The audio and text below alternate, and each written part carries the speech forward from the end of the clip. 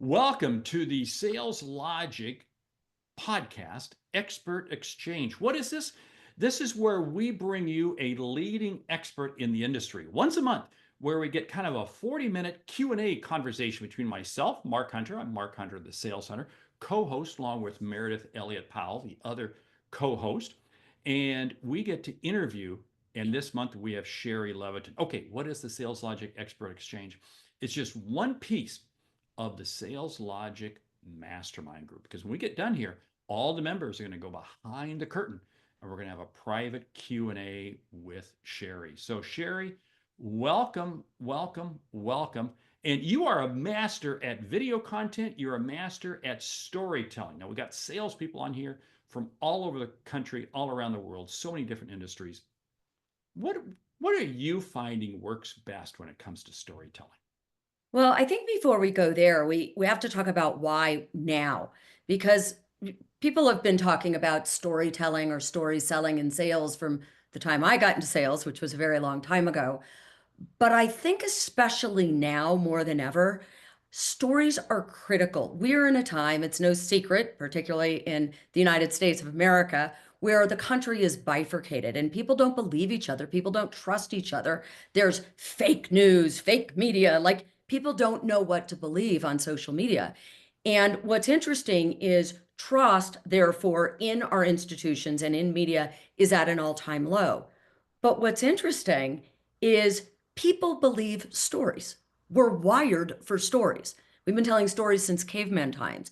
And so today more than ever, putting stories into your sales conversations, presentations, demos is a critical piece, not only to build credibility, but to separate yourself, to differentiate yourself, to create value, to create urgency, to create trust. So now more than ever, as a company, we're being asked to do storytelling, story selling, breakout story selling, keynotes. We just did one for the National Basketball Association. They wanted to tell better stories, right? About why you should advertise with them, why you should, have your logo on their wall, and why that is. And so it's very, very critical today more than ever. Now, your question was, I believe, there's Meredith. Hello, Meredith. I believe your question was, Mark, what is it about? What, can you repeat your question? Yeah. How is it that we use storytelling in sales calls? How do we use it? I mean, because again, you're right. I mean, there's so much noise out there. Yeah, there's really five places where you can use stories or that we teach people to use stories. The first one is your why listen. That's your elevator pitch. So when you're prospecting, which of course, Mark, you're an expert in, we need just a little story about why they should listen, why us, what is it about us? And so that's number one. The second one is really, really important today. And that's your connection story. That's why someone would trust you. And so once you actually have the client meeting, or it might be in the prospecting call, it really goes back to your why. Why do you do what you do? Why does it matter? When people ask me, well, why did you start a training company? I'll often tell them about my mother being a Holocaust survivor, being from Nazi Germany, and she was very, very poor when she got to America and taught herself to read by going to the library. And then she actually got into UC Berkeley and then ended up teaching English and writing 41 books. And so education changed my mother's life.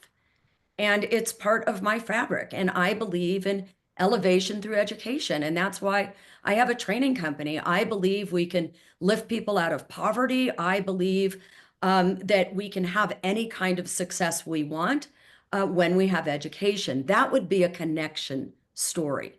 I'm telling somebody my why. I'm being very, very personal about why I do what we do. So we tell sellers all the time, think, why do you do what you do? Why do you care that you're selling this piece of software? Why is working in the real estate industry important to you? Why do you care? We're working for a company whose literally helping fight climate change. Like that why is really important. So that would be your connection story. Now, the one that we focus on the most, and the one I'd probably focus on today, is your customer success story. So that is another customer like you who had a challenge, and by using our products and services, they were able to solve it, because we all know in sales, no problem, no sale. And what I find is a lot of times sellers do a really good job of uncovering a customer's problem and the implications of the problem in discovery, but then they don't know how to link that to their products and services. And the best, most credible way to do it in a time of change and mistrust and AI is through a story. But the problem is most sellers don't know how to tell a good story. So you've got the why listen, the connection, the customer success, overcoming objections. Stories are great for overcoming objections because they're not as confrontational. And it's not me telling why you should go with us. It's not me telling you the ROI. It's Peter, the CFO of XYZ company, telling you. And it's much less confrontational. And one of the things that we advise people to do in our workshops is write down all of the objections that you hear. And honestly, you should have a great story for every single one of it. And then as a company, create a story bank. Because when you're onboarding new people, the new salespeople don't have stories yet. We can borrow, we can use, we can exchange other people's stories. But having a story for objections, so, so powerful. And then my favorite is dead deal CPR. So it's that customer that's been in the pipeline. They were super excited. Everything was great. They go dark. You have no idea why. What story are we telling them that's going to get them excited to pick up the phone? And we can do that by video, preferably by email. But those are the 5 places, Mark, is the why, listen, connection, customer success, overcome objections, and dead deal CPR. Man, that was a graduate class right there, Shari Levitin and Story. So Vincent chimed in with a great question that I'm going to ask, and then I'm going to elaborate a little bit on.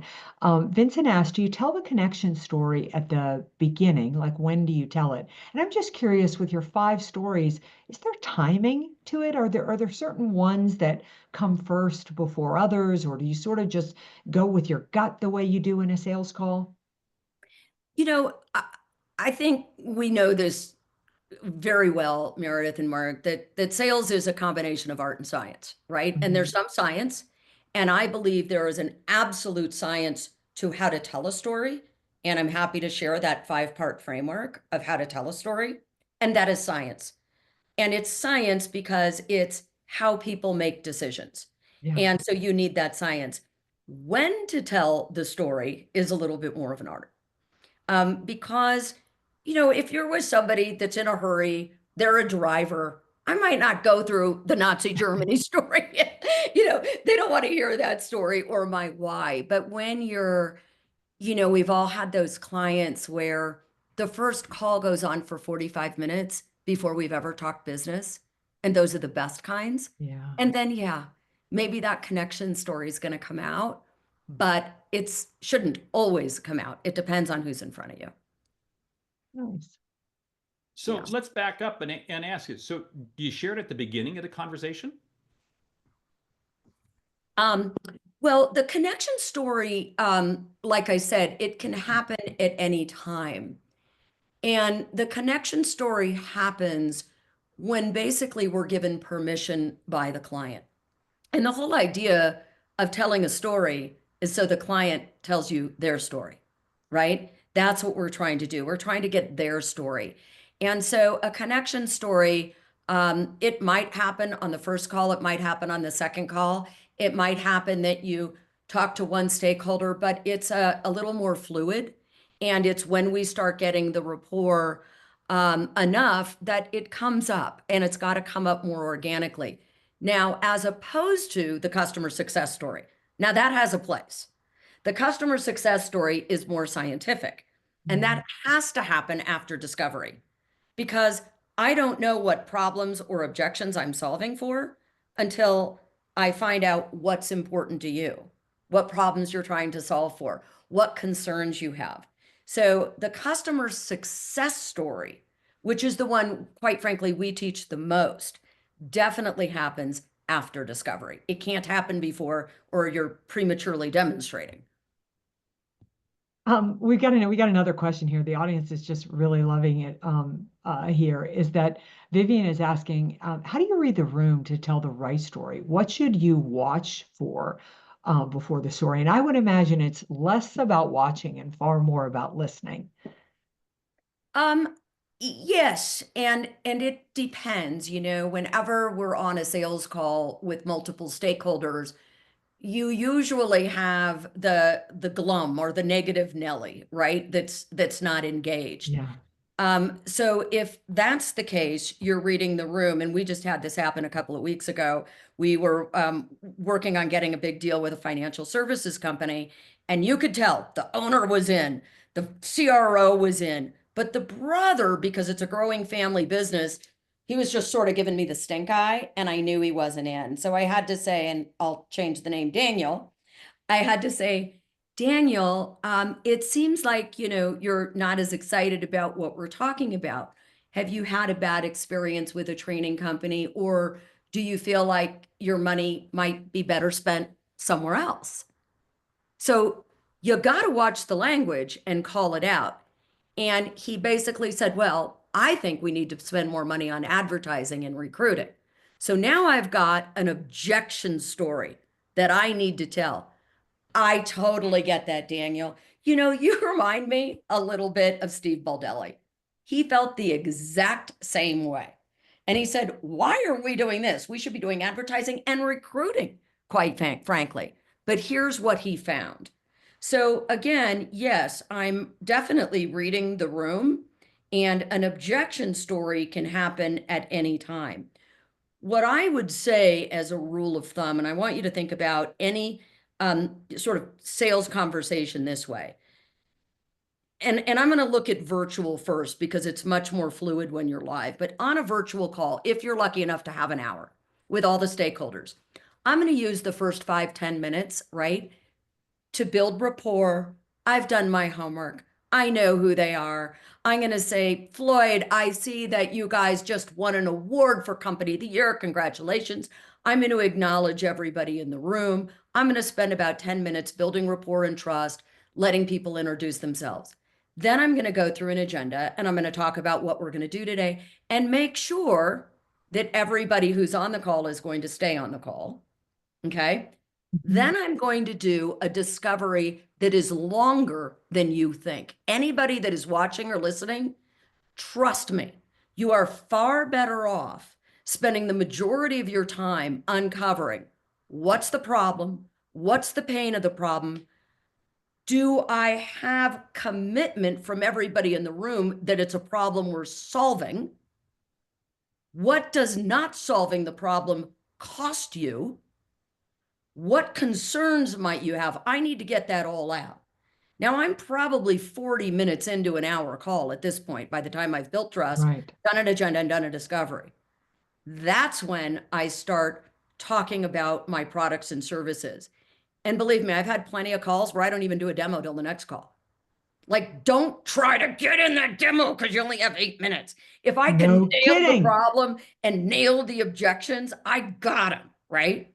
But then what I might do is that's when, based on whatever problem they're trying to solve for. Now, I sell sales training and keynotes. So a lot of times they're trying to solve for they don't have a good onboarding program, or they need to increase their win rate. So I'm going to tell them a story about another company in a similar industry who had the same challenge, who solved it by using our products and services. And I'm going to give you right now the 5 rules of a good story before I give you the framework. So Good. number 1, your story needs to serve a purpose. We're not telling Hansel and Gretel because it's a story. Let me tell you a story about my grandmother. Like, it's got to have a reason for telling the story. So number 1, it has to serve a purpose. And that means it either needs to solve a problem, okay, when we're telling a customer success story, overcome an objection, or tell them about a better future, their aspiration, what I call a heart motivator. Okay. So it's got to serve a purpose. Number two, it should be relevant. If I'm selling into a financial services company, I probably don't want to tell them a story about an automobile dealership that I helped, right? People want to know, it needs to be relevant. And so for those of you that are listening, similar industry, similar demographic, et cetera, very, very important. Okay. So it's got to serve a purpose. It's got to be relevant. Here's where a lot of sellers miss it. It needs to be specific. Names, dates, places. Now, you can change the names because maybe your customers don't want you to tell them, but I need a name. I need to know it's Dick Hartman, he smokes a pipe and he's 6'4", not we had a guy. Because what happens when I say we had a guy or we had a customer is all of a sudden people are like, is that true? Yeah. But think about yourselves. Think about these horrible fires that just happened in LA, the horror that happened in Asheville, Meredith, that you went through, all the devastation. When you see good reporting, they're not giving you numbers of the devastation. They're telling you about Sabrina and Jack, who lost everything and had a little baby.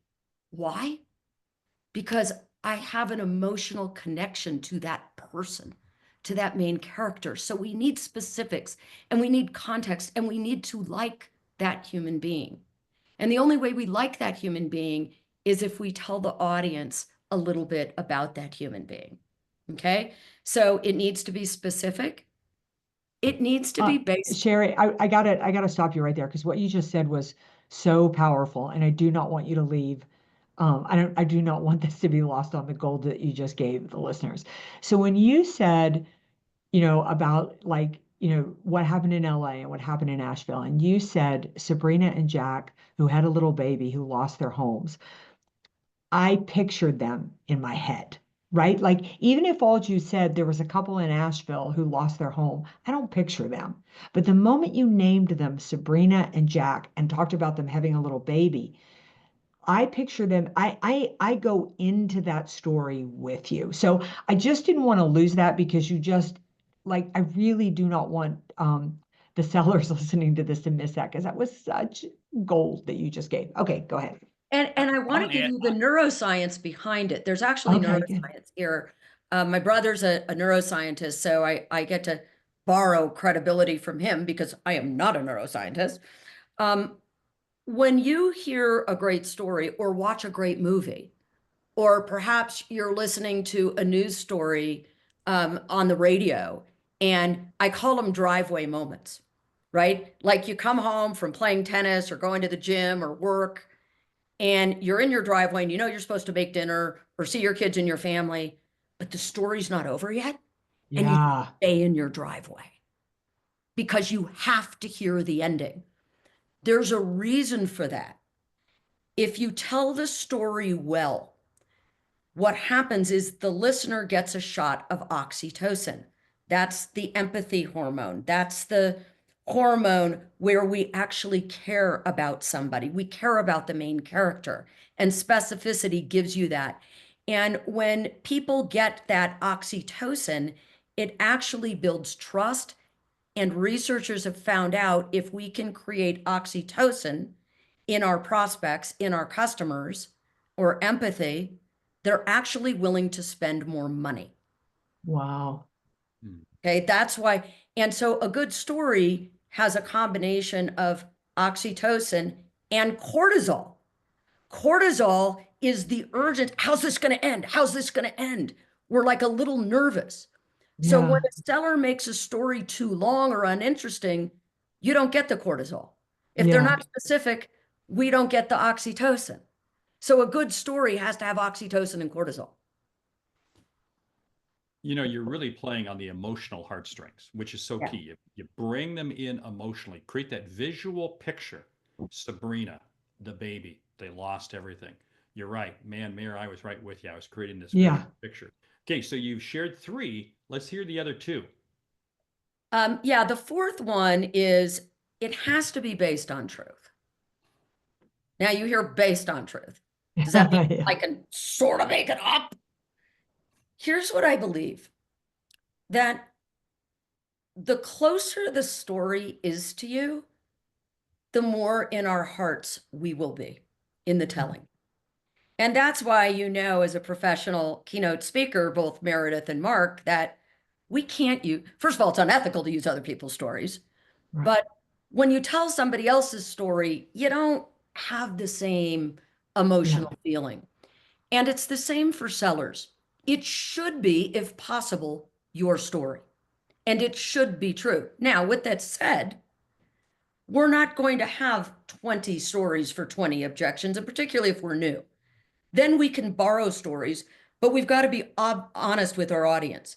I'm new here, but Darcy Mulligan has a client and he felt the exact same way you did.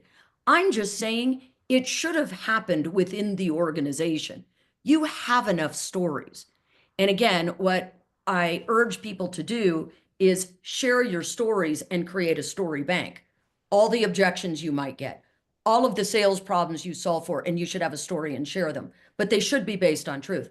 And finally, and this is most important, and this is the biggest mistake salespeople make in telling stories, and leaders make, and speakers, and that is this idea of punchline. A good story is like a joke. It's got to have a punchline. And what the punchline is the reason you told the story and what you want to leave the audience with. And it should be like a tweetable. And to make a story, you might want to start with the end in mind and work backwards. And if it's helpful, before we're done here, I could tell a quick story and show you how it uses all of those things. But it should have a punchline, and it might be, that's when, and it's usually from the customer's point of view, that's when Jared realized that cheaper isn't always better. That's when Steve realized he didn't need a new sales process. That's when Steve realized he didn't need a new sales manager. He needed a new sales process. And so they went with us. We worked on their sales process, and here's what happened. It's a punchline.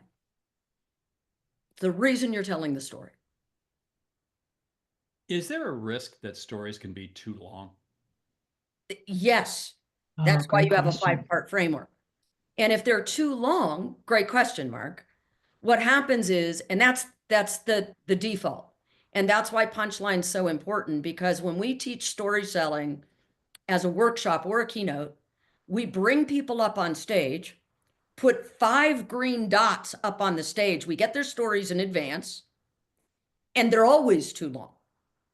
We're salespeople. We like to talk. They're always too long. So are mine, right? And this is where AI can come in to help you with your stories too. So a great story, here's the framework, has context. That's the specificity. Who, what, where, when. When did it happen? What happened? Where were they? Who was it? Did he smoke a pipe? Was it in an office? Was it a cold, rainy day in Des Moines? Okay, when was it? So your context. The second part of that story is the beginning. The beginning, there has to be a challenge. There has to be something happened, and there has to be a main character that you care about. So something happened, there's an action. Then the second part is the middle. The middle's a little longer, but not much. You get 3 sentences. And this is why we do it with dots, because you're only allowed 5 dots. So the middle is a conflict. So the hero in the story, right, has a challenge. There's a conflict, right? And again, I should probably tell you a story to show you how this comes out. There's a conflict, right? The conflict's resolved. There's an ending. The conflict's resolved. Now they have our product. They lived happily ever after. And then the punchline. But you don't get more than 5 pieces. I love this. And I want you to, we're going to go into the Sales Logic Mastermind, the actual mastermind members. We're going to go into the series that's right after this, the part that's just exclusive for them. I want to break this down further for our mastermind members, and I want you to walk back through those 5 steps and then relate part of the story for that, so that they really walk away, understanding that. One of the questions I've got is that, it's funny, I think, is, you, me, Mark, we all work with sales professionals. We all are sales professionals. We all came up through the sales professional pipeline, so to speak.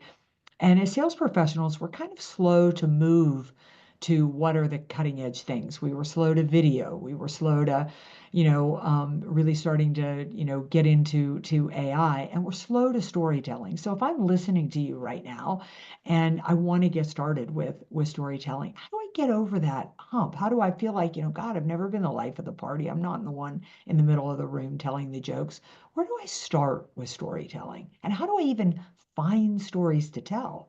It's a great question, Meredith. First of all, you're already telling stories. You're telling stories to your neighbors. You're telling stories to your friends. You're telling stories to your spouse. Perhaps the same story 26 times. Yeah, we've heard that story. My husband and I, we just hold up fingers. It's story number 2. I've heard it so many times. So yeah, I hear you. I mean, Meredith, you have a great social life. I know you Yeah. and your husband just have this like amazing social life. You're amazing. And I would imagine that you're on the golf course or the tennis court, and you and your husband have a few stories that you sort of always tell. It's the story about, Yes. your first marriage, or your story about when you were a kid. And so the first thing you might want to do is think about the stories you already tell. Yeah. Right? What are the stories you already tell? And then put them in this framework. And your stories will probably be even a little better. My guess is when you went for your job interview, they asked you to talk about your greatest success, and you probably told a story. We're telling them all the time. We're just not putting them into a framework that works. And so I would say, as a seller, you might want to look at the stories you already sell, and then the way you find them, and I've actually got it written down here. I'm looking at my story selling PowerPoint. I would say the best way to find them is to ask your customers. Because guess what? You can say, hey, we're putting together some testimonials and a story bank, and I know you've been just thrilled with our products and services. Do you mind telling us? And I would ask them 2 things. What were your concerns before you bought it? And now what's your experience now that you have it? Because you're going to get 2 different stories. But the best thing you can do is ask your customers for them. You can go to your website. There's probably all kinds of testimonials that could be turned into more of a story. Okay. And the story has more of a structure, right? Again, we can borrow stories from other people.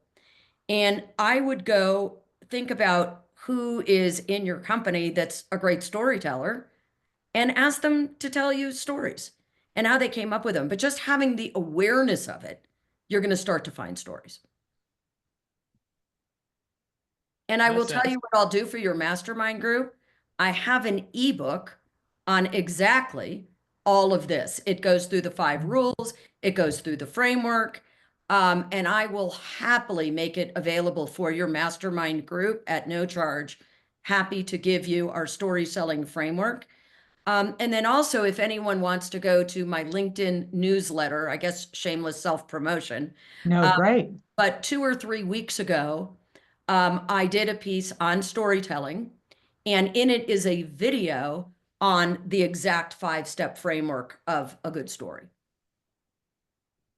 Nice. There's so much content that you've shared there.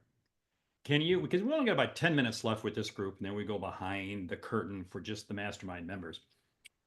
Help the salesperson who is having success. They've told some stories, but and you've said, hey, go to current members, so forth. How can they practice? What's the best way for them to practice? The best way to practice a story is you don't necessarily want to practice on a customer. because you want to already be good with a customer, but I like old school writing them down. It's just like anything else. Write on a piece of paper, context, beginning, middle, end, punchline, and make yourself fill it in. And that's what I would do first. Now, you can then, once you've written it out, go to your favorite AI, ChatGPT, say, I would like to use a story selling framework. And it's in the ebook, here's what's in each step. Once you've written it out, don't have ChatGPT do it for you or you'll never learn it. Once you've written out your story, put it in and play with it. That's what's so fun about AI. And then you can say, try a different punchline, try another one.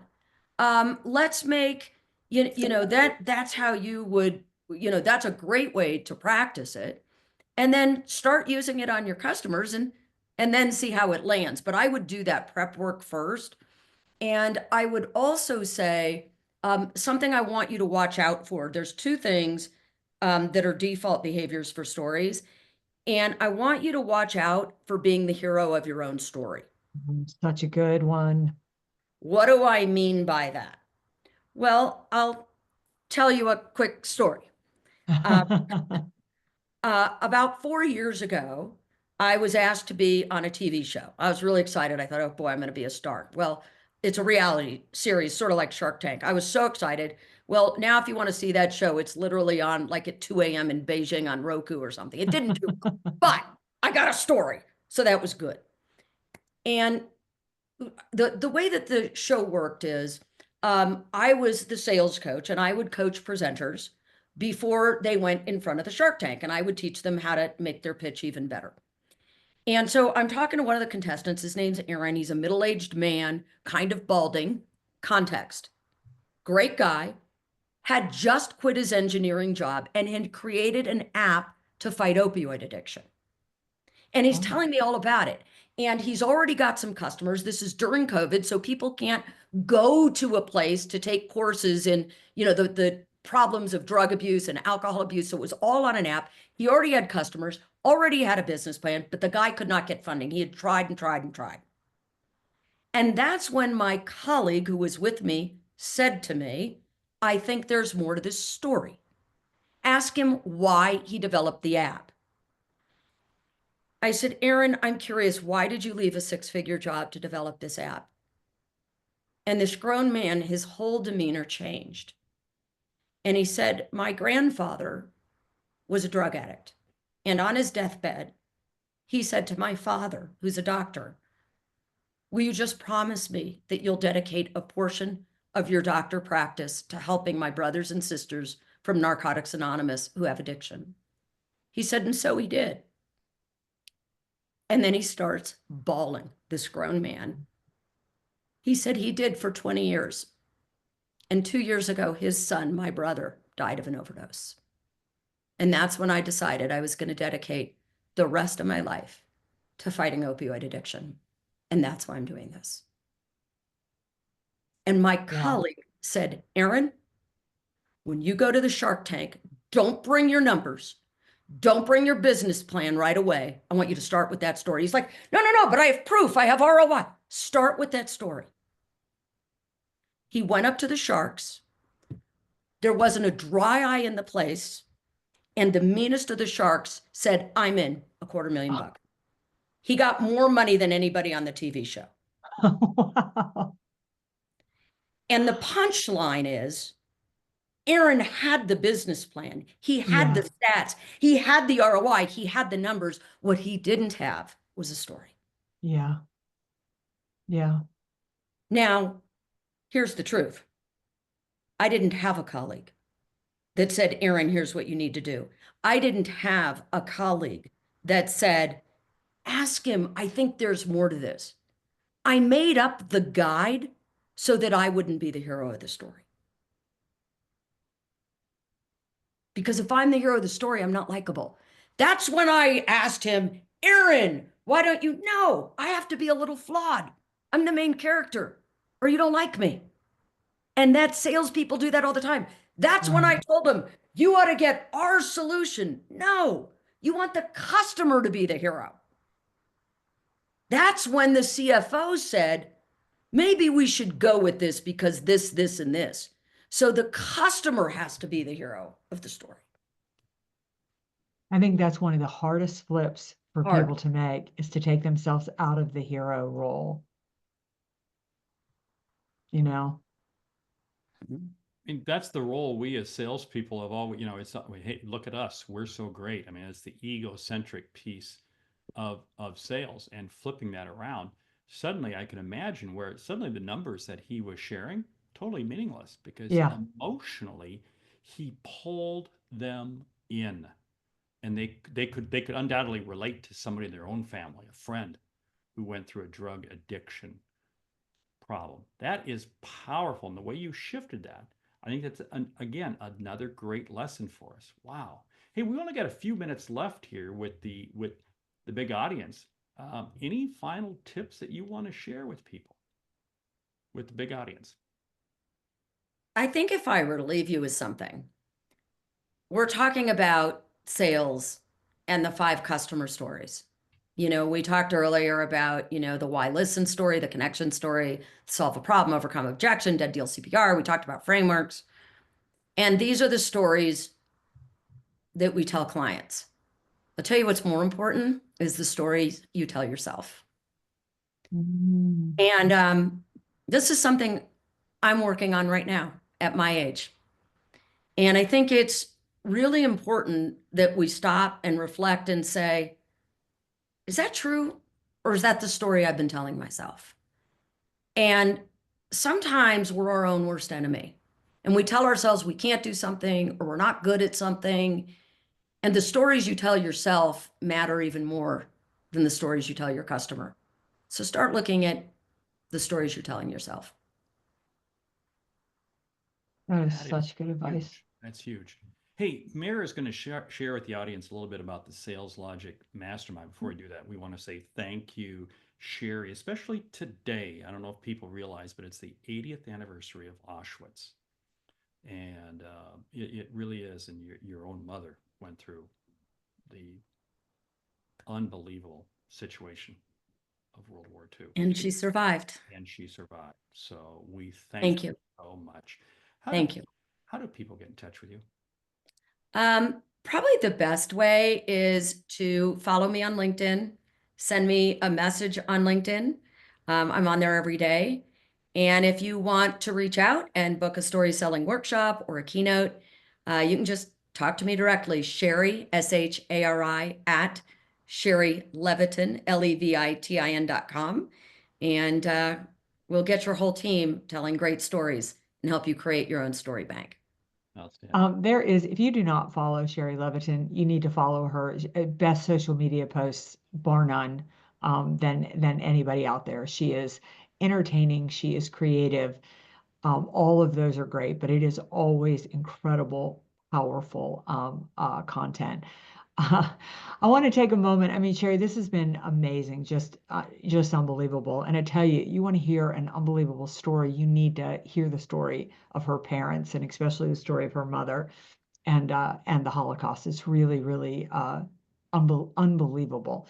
But we've given you a sneak peek here today. I mean, Shari's delivered unbelievable information, but it is just the tip of the iceberg. And we save the best part of the program. We save the best part of our guests for going into what is the Sales Logic Mastermind. We're about to leave this room and go into that mastermind. And what is the mastermind? Well, the great thing is the invitation is open to absolutely everyone. Anybody can join the mastermind if they're interested in taking their sales career, taking their sales knowledge and hitting their goals and taking it all to the next level. We're going to leave here in just a second, but I want you to go to the Sales Logic Podcast. Go to saleslogicpodcast.com. You'll find more about the mastermind there. And we would love to have you if you are interested in making 2025 your best year on record. All right, Mark. We are out of here, and we'll join all the members behind the curtain on the other link in just a moment. Thank you so much. Thank you.